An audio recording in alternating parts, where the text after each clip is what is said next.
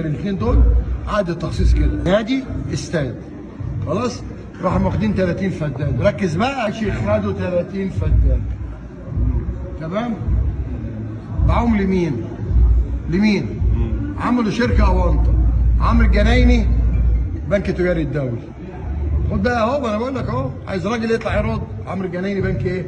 تجاري الدولي. اثنين الاتربي بنك مصر وبنك ايه؟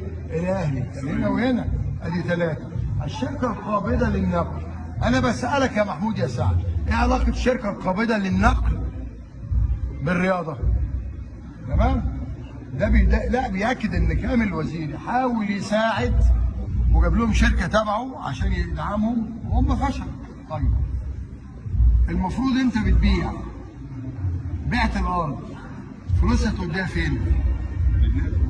لا، عمل حساب خاص باسم محمود الوطن، فؤاد الوطن، ده المحاسب بتاع ممدوح.